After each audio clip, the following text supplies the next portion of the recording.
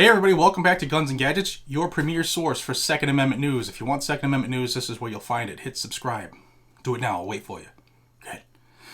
Alright, it's Monday morning. It's the Monday Morning Grind brought to you by our friends at Blackout Coffee. Thank you for all of those viewers here who have stepped up and helped a company in need during this COVID shutdown of all the people who basically started their own business so they could work for themselves and feed their family, but the government said, you can't do that anymore.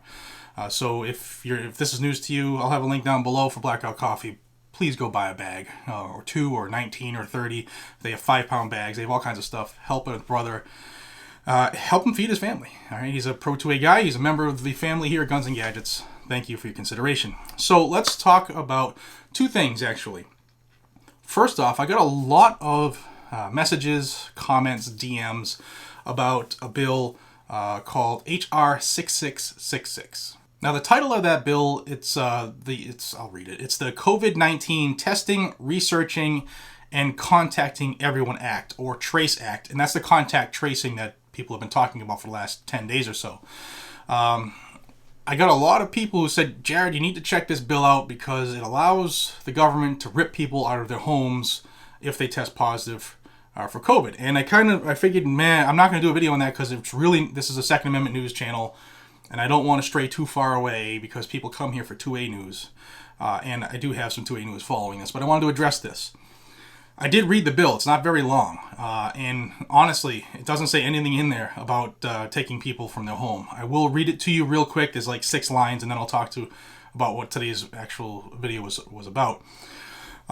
So in general, it says the Secretary of Health and Human Services will act through the Director of CDC for grants. This is for awarding grants to eligible entities to conduct diagnostic testing for COVID-19. Then it goes into what the bill's for. And this is used for tracing, to monitor the contacts of infected individuals, and to support the quarantine of such contacts through mobile health units, and 2, as necessary, testing individuals and providing individuals with services related to testing and quarantine at their residences.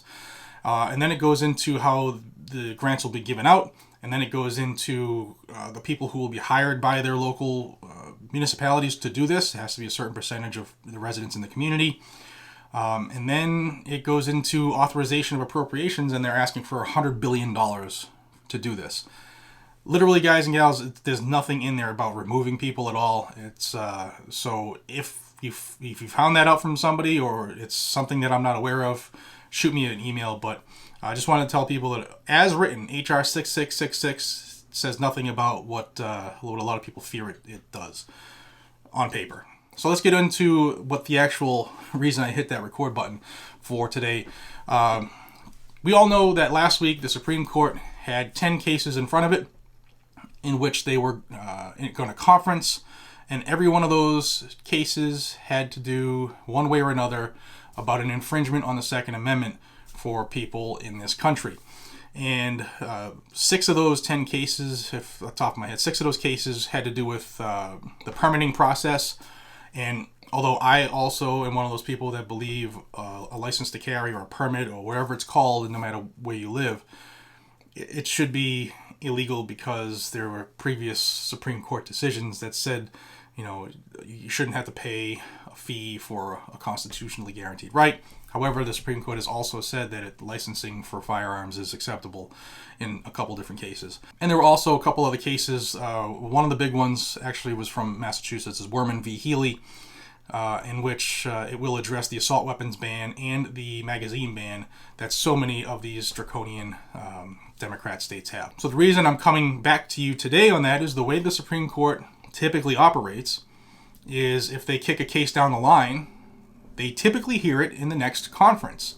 And if all plays through the way it's supposed to, today, Monday, is when they will distribute those cases for conference. And as long as everything follows through and they're distributed today, they will be conferenced again this week. And for the entire term of this year's term, this is still the 2019 term for the Supreme Court, conferencing had always been on Fridays, except this week it changes to Thursday for the rest of the duration of the 2019 rotation for them. And the conference day will now be Thursday, May 14th, as long as they do what they have typically done.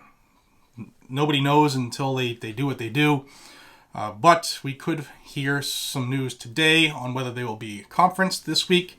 And you know where you'll find that news, right here on Guns and Gadgets, so hit that subscribe button. And this is where it's going to get a little confusing, because what they had been doing is they'll conference on Friday, and then the following Monday at 9:30 a.m. when they open up for business, they tell you what they decided, if cases were issued a certiorari or not, or if they were denied or not, or if they were kicked down the line.